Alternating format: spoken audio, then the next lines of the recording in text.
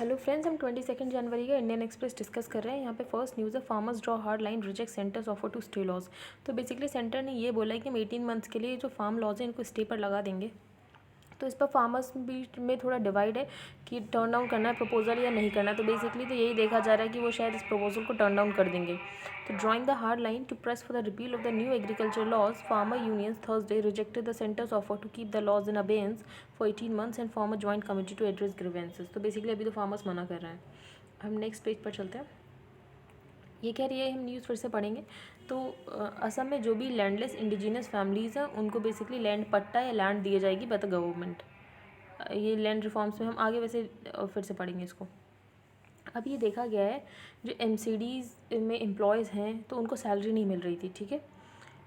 तो यहाँ पर दिल्ली गवर्नमेंट का ये कहना है कि उनके पास इतने पैसे ही नहीं थे, उनके पास रेवेन्यू शॉर्टफॉल की वजह से वो सैलरी नहीं दे पाए। तो इसमें सुप्रीम कोर्ट का ये बोलना है कि आपने इतने ज़्यादा पब्लिकेशन ऑफ एडवर्टीजमेंट्स किया है न्यूज़पेपर्स में, आप half face full page advertisement देते हो, आप उसमें इतने ज़्यादा पैसे खर्च करते हो, यहाँ पे आप लोगों को सैलरी नहीं दे रहे हो। तो please take out the publication of advertisements by the Delhi government in newspapers, how much money you have spent on advertisements, ठीक है। तो you have money for all that, we will order an inquiry and ask the CAG to look into this. तो basically आपने भी देखा होगा कि Delhi government बहुत ज़्यादा एडवर्टीजमेंट छपवा रही थी और सैलरीज नहीं दे रही थी एम्प्लॉयज़ को। तो observing that it will tell MCD employees to not come for work if they are not paid. तो बेसिकली हाई कोर्ट का ये कहना है कि एमसीडी एम्प्लॉयज़ को बोल देंगे कि वो काम पर ना आए, तो फिर उसके बाद ही ये जो सरकार उनको पैसा नहीं दे रही है, टाइम पर रिलीज़ नहीं कर रही है, तो वो करेंगी, ठीक है। अब यहाँ पर ये बोला गया कोर्ट के द्वारा, we have to rise above all this, if this is the way things go I won't be surprised if politicians and people who indulge in this are lynched by the public at last. तो इतनी बड़ी बात बोल दी गई है। अब हम देखते हैं, यहाँ पे एक खाते कम्युनिटी के बारे में आया था, खाते कम्युनिटी के बारे में, ठीक है। तो खाते कम्युनिटी ये basically some members of which slaughter animals using the jhatka method, ठीक है। तो झटका और हलाल ये सब तो आपको पता होगा। खातिक क्या होते हैं, खातिक शेड्यूल कास्ट है जो कि बेसिकली दिल्ली में रहते हैं, several parts of north India में रहते हैं। तो कभी खातिक कम्युनिटी आ जाए कि कहाँ की रहने वाली है, तो आपको पता होना चाहिए कि दिल्ली की रहने वाली है। प्राइम मिनिस्टर ने बेसिकली बोला है कि वो डिस्ट्रीब्यूट करेंगे over 1 lakh land papers to indigenous people in poll bound Assam. तो बेसिकली पोल्स आने वाले हैं असम में अप्रैल में, तो अभी ये सारे डेवलपमेंट्स देखने को मिल रहे हैं। Prime minister Narendra Modi will distribute more than 1 lakh land documents to people from indigenous communities of poll bound Assam in Sivasagar district on Saturday. तो बेसिकली कैसे हेल्प करेगा उनको, तो जो वहाँ के फार्मर्स होंगे जिनको ये लैंड मिल जाएगी वो उसके अगेंस्ट क्या ले सकते हैं, उसके अगेंस्ट लोन ले सकते हैं, ठीक है। तो having a patta basically land patta is very important and is useful for several other purposes as well. It will also allow them to secure bank loans against their land, ठीक है। हम आगे चलते हैं। यहाँ पे खैर कोई इंपॉर्टेंट न्यूज़ है नहीं, नेक्स्ट पेज पे चलते हैं। यहाँ पे बेसिकली ये आर्टिकल इस बारे में बताया गया है कि ट्रांसपेरेंसी और ट्रस्ट कितना इंपॉर्टेंट होता है किसी भी पॉलिसी में, और पॉलिसी डिसीजन मेकिंग का सबसे इंपॉर्टेंट चीज़ होती है ट्रांसपेरेंसी। तो ट्रांसपेरेंसी इंश्योर कैसे कराई जाए, तो transparency is the principle of allowing those affected by decision to know about the outcome and the process that led to those decisions. तो बेसिकली ट्रांसपेरेंसी इस प्रिंसिपल पे बेस्ड होता है कि किसी भी इंसान के लिए अगर कोई डिसीजन लिया गया हो तो उसे पता चले कि वो डिसीजन किस प्रोसेस से लिया गया है और वो डिसीजन तक वो चीज़ें कैसे पहुंची। तो transparency is the principle of allowing those affected by decision, जो भी उस डिसीजन से जिन पर भी फ़र्क पड़ रहा है तो उनको उसका आउटकम पता होना चाहिए और क्या प्रोसेस अपनाया गया उन डिसीजन तक पहुंचने के लिए वो पता होना चाहिए। तो transparent governance means that government officials act in an open manner with citizens being informed. तो ट्रांसपेरेंट गवर्नेंस का बेसिकली ये मतलब है कि जो गवर्नमेंट ऑफिशियल्स हैं वो एक्ट करें ओपन मैनर में, मतलब ओपेकनेस में ना एक्ट करें, सब सारी चीज़ें पब्लिक में पता होनी चाहिए, सिटीजन्स इन्फॉर्म्ड होना चाहिए ऑफ द डिसीजन जो भी वो कर रहे हैं। ट्रांसपेरेंसी के बहुत सारे कंपोनेंट्स होते हैं। बेसिकली सबसे पहले सारी इन्फॉर्मेशन पब्लिक में अवेल कराई जाए, पब्लिक डिस्कोर्स हो, डिबेट हो बेस्ड ऑन दिस इन्फॉर्मेशन, और फिर फाइनल डिसीजन जो भी गवर्नमेंट ले वो सारे इश्यूज़ को एड्रेस करे जो भी रेज्ड हुए हों ड्यूरिंग द डिबेट।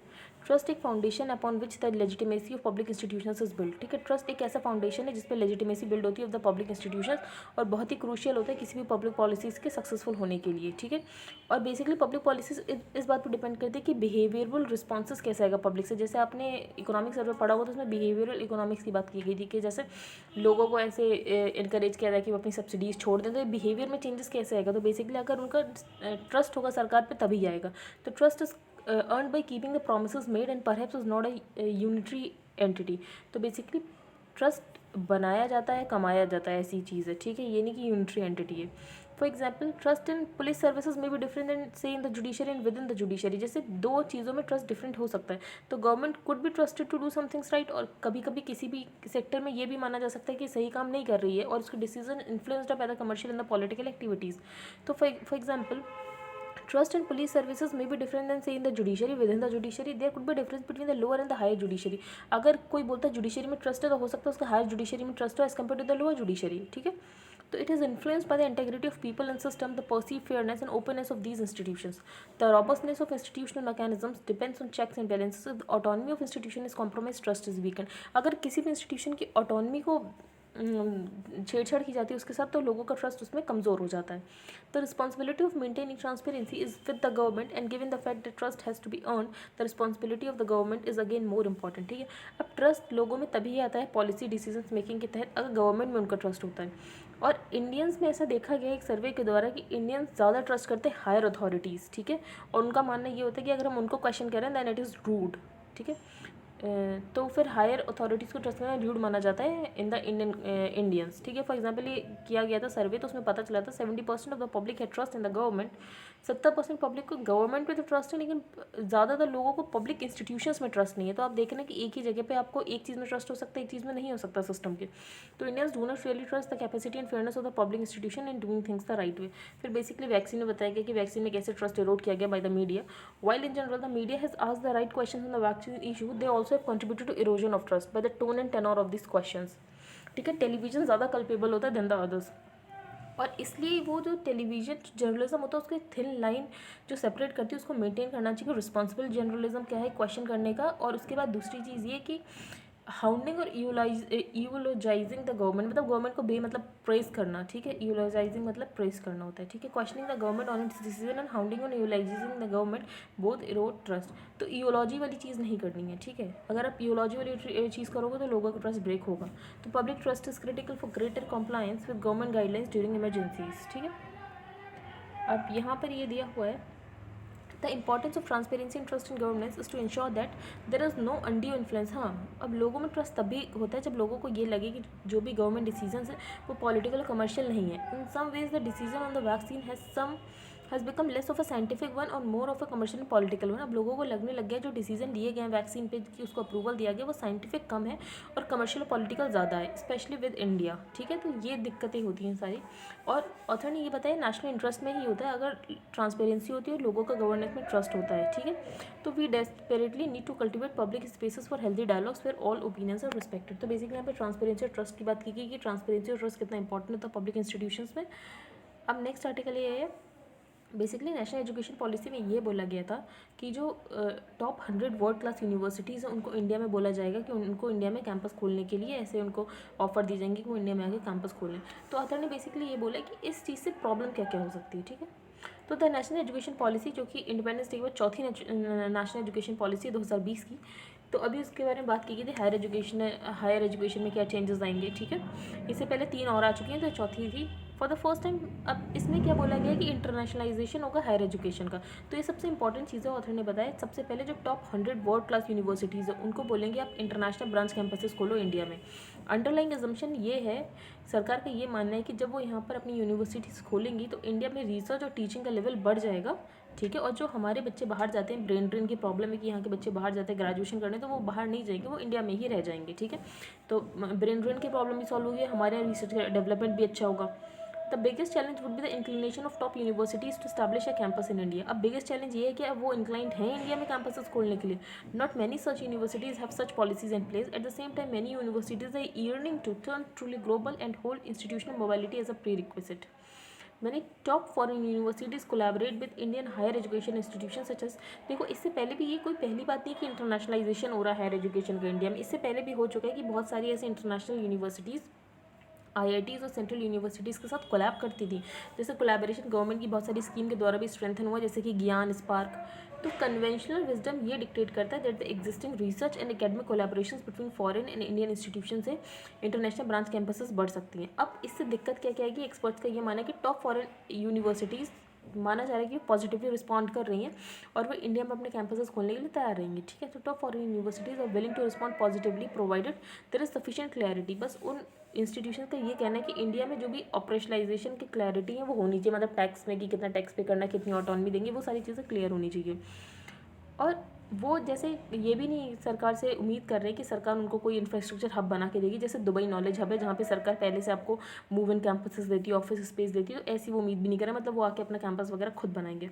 तो a closer look at the international branch campuses suggest that these campuses are driven by the, तो ऑथर ने बोला है कि अगर वो आपसे कुछ मांग भी दे रहे हैं कि आपको उनका कोई इंफ्रास्ट्रक्चर हब बना के देना, तो बेसिकली वो कहीं ना कहीं तो प्रॉफिट ओरिएंटेड है कि वो यहाँ आके उनका बेसिकली ये है कि बिजनेस एंटरप्राइज की तरह काम करना।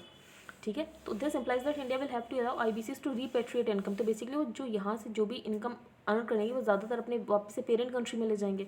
तो outflow of the money may not necessarily be 100% of what these universities earn in India, but बहुत सारा अमाउंट वो यहाँ से ले जाएंगे वापस। ठीक है, तो ये एक दिक्कत है जिससे आपको पता है इन्फ्लेशन आ सकता है, क्रूड ऑयल फिर महंगी पड़ जाएंगे, इन्फ्लेशन हो जाएगी, ये सारी दिक्कतें। तो social sciences and humanities do not, और हाँ दूसरी बात ये है कि वो उनकी एरिया ऑफ प्रेफरेंस क्या रहेगा कि वो क्या सब्जेक्ट पढ़ाएंगे लोगों को। ठीक है, देखो सोशल साइंसेज और ह्यूमैनिटीज़ ज़्यादातर लोगों को इमेजिनेशन को नहीं करते, कि ज़्यादातर लोग सोशल साइंसेज और ह्यूमैनिटीज़ को नहीं पढ़ना चाहते, बेसिकली एमबीए बीटेक ये सारी चीज़ें करना चाहते हैं। ठीक है, तो सोशल साइंसेज और ह्यूमैनिटीज़ में भी उनके लिए प्रॉफिटेबल वेंचर्स ना हो, इसलिए वो ये सारी चीज़ों के कोर्सेज ना कराएं और वो सारे एमबीए और बीटेक ये सारे कोर्सेज कराएं। ठीक है, framing and changing curriculum, daily functioning of the institution, the freedom to say no to industries and even in the manner the institution is branded, तो ये सारी चीज़ें। अब इंडिया को क्या करना चाहिए, तो इंडिया कीन इंटरेस्ट और increasing the inflow of foreign students, तो बेसिकली इंडिया चाहता है कि उसके ज़्यादा से ज़्यादा फॉरेन स्टूडेंट्स यहाँ पे पढ़ने हैं। तो जो study in India program India ने लॉन्च किया था 2018 में, और स्कॉलरशिप्स भी दी थी कि जो लोग यहाँ पर पढ़ने आएंगे उनको स्कॉलरशिप प्रोवाइड करेंगे। तो टॉप यूनिवर्सिटीज़ ने इंकरेज किया था अपने स्टूडेंट्स के लिए कि आप एक सेमेस्टर के लिए 1 साल के लिए अब्रॉड जाओ पढ़ने, उनका कल्चर जानो, उनके सब्जेक्ट्स उनके पेडागोजीज जानो, जो कि कल्चरल कैपिटल का बहुत इंपॉर्टेंट पार्ट होता है। तो इंडिया बहुत ही अच्छी डेस्टिनेशन है ऐसे कल्चरल एक्सचेंजेस के लिए कि बच्चे यहाँ से कल्चरली बहुत कुछ सीख कर जाते हैं। तो India is no doubt a potential destination for such study abroad experience, although it must be admitted that it is not happening on large scale, लेकिन उसके बाद भी यहाँ पर लार्ज स्केल में सारी चीज़ें नहीं हो रही है। The international standards maintained by the IBCs would be attractive enough for international students to explore and experience Indian education and culture। ठीक है, ये सारी चीज़ आपको पता हो चल गई होंगी आई थिंक। ये आर्टिकल इंपॉर्टेंट है। ये बेसिकली आपने इकोनॉमिक सर्वे में ही पढ़ा होगा कि एसेंशियल कमोडिटीज़ एक्ट में गवर्नमेंट का इंटरवेंशन हार्म करता है more than it help, you like chapter था इकोनॉमिक सर्वे में। तो बेसिकली इस आर्टिकल में एसेंशियल कमोडिटीज़ एक्ट के बारे में भी बताया गया कि एसेंशियल कमोडिटीज़ एक्ट हिस्टोरिकल ज़माने में इंपॉर्टेंट था, पर आज ज़रूरी नहीं, क्योंकि आज हमारे पास प्रोडक्शन बढ़ चुकी। तो ये सारी चीज़ें आप पहले से जानते हैं, तो ये इस आर्टिकल को हम स्किप कर रहे हैं, हम आगे चलते हैं। ये कोई इंपॉर्टेंट न्यूज़ नहीं है यहाँ पर ये बेसिकली बताया गया है कि अब जब विंटर्स होते हैं तो मिल्क प्राइसेस जो होते हैं वो कम हो जाते हैं, लेकिन इस साल मिल्क प्राइसेस नहीं कम हो रहे हैं, तो उसका रीज़न बताया गया यहाँ पे। तो vegetable prices usual winter time में कम हो जाते हैं, क्योंकि उनकी सप्लाई बढ़ जाती है, उनकी डिमांड कम हो जाती है, तो उस वजह से वेजिटेबल प्राइसेस जो होते हैं वो कम ही चलते हैं। तो vegetable prices have cooled with the usual winter time, increase of supply of carrots, cauliflower, cabbage, radish, capsicum and peas. ठीक है, इवन अनियंस और टमाटोज़ की भी प्राइस ठीक है, लेकिन ऐसा मिल्क में नहीं हो रहा है, जबकि मिल्क की प्रोडक्शन भी जो होती है राइज हो जाती है ड्यूरिंग विंटर्स, क्योंकि जो कार्विंग्स होती हैं बाई बिफेलोज वो पीक हो जाती है ड्यूरिंग द विंटर्स। ठीक है, और इंटरनेशनल मार्केट ट्रेंड्स पर भी जाए तो वो भी यही सजेस्ट करें कि जो डेयरी के प्राइस है वो कम नहीं हो रहे हैं, इनफैक्ट वो ऊपर ही बढ़ते जा रहे हैं। तो ऐसा क्यों है, तो यहाँ पे कुछ वो बताए गए हैं।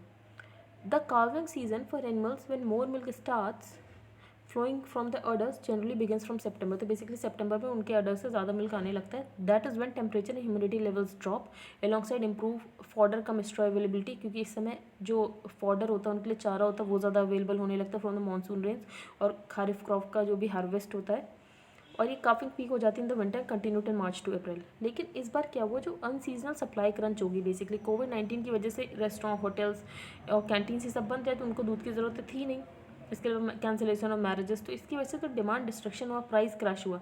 उसकी वजह से फार्मर्स ने अपनी एनिमल्स को अंडर फीड किया, उनके पास भी पैसे नहीं होंगे चारा खिलाने की। ठीक है, तो उसकी वजह से अंडर फीड की वजह से ये दिक्कत आई। दूसरी दिक्कत, the lockdown made it difficult for farmers to access artificial insemination, तो बेसिकली क्या फार्मर्स आर्टिफिशियल इंसेमिनेशन कराते थे जब ये पीरियड होता था, लेकिन आर्टिफिशियल इंसेमिनेशन भी नहीं हो पाए, जिसकी वजह से हमने ये देखा कि जो मिल्क के प्राइसेस हैं वो अभी भी सोर कर रहे हैं, जबकि विंटर का समय। तो the lockdown made it difficult for farmers to access artificial insemination services, there were supply chain issues be it of liquid nitrogen containers, frozen semen straws, technicians. ठीक है, तो ये सारी चीज़ें हम आगे चलते हैं।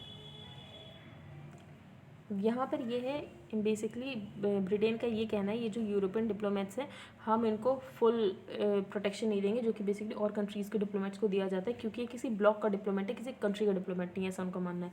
तो Britain is resisting an EU demand that it grant full diplomatic status to the bloc's ambassador in London, ठीक है, causing a row between the recently divorce between ये जो यूरोपियन यूनियन और ब्रेग्जिट हुआ है। तो यहाँ पर बोला गया है कि foreign office was refusing to grant the same diplomatic status and privileges to EU ambassador. उनका बेसिकली ये कहना है कि EU कोई नेशन स्टेट नहीं है। अब लेकिन ग्रांटिंग रेसिप्रोकल ट्रीटमेंट ये बेस्ड हुआ था on the Vienna convention on diplomatic relations, तो बेसिकली इसका ये उल्लंघन है इस ट्रीटी का, ऐसा EU का कहना है। तो अब देखते हैं इस बारे में क्या होता है। अब हम आगे चलते हैं। RBI के द्वारा ये पता चला जो कॉस्ट ऑफ ग्रीन बॉन्ड्स हैं वो इस बार मतलब कॉस्ट ऑफ ग्रीन बॉन्ड्स बहुत कम इशू हैं। ग्रीन बॉन्ड्स वो होते हैं जो किसी बेसिकली इन्वायरमेंट की चीज़ के लिए होते हैं। तो green bonds constitute only 0.7% of all the bonds issued in India, मतलब बहुत ज़्यादा कम ग्रीन बॉन्ड्स इशू हैं। इन्वायरमेंट से रिलेटेड बहुत कम प्रोजेक्ट्स के लिए ग्रीन बॉन्ड्स इशू हुए हैं। और जो नॉन कन्वेंशनल एनर्जी में लैंडिंग हुई बैंक की वो भी लगभग सिर्फ 7.9% ही है। तो ऐसा क्यों हो सकता है? तो बेसिकली RBI का ये कहना है कि high borrowing cost has been perhaps the most important challenge and our analysis indicates that it could be due to the asymmetric information. तो ये सारी चीज़ें सॉल्व करने की बात की जाएगी कि एक बेटर इन्फॉर्मेशन मैनेजमेंट सिस्टम बनाया जाए ताकि मेच्योरिटी मिसमैचेस कम हो, बोरोइंग कॉस्ट कम हो, जिसके कारण ग्रीन बॉन्ड्स और ज़्यादा खरीदे जाएँ। I think that's it for today. Thank you and have a nice day. If you like the video then please like share and subscribe.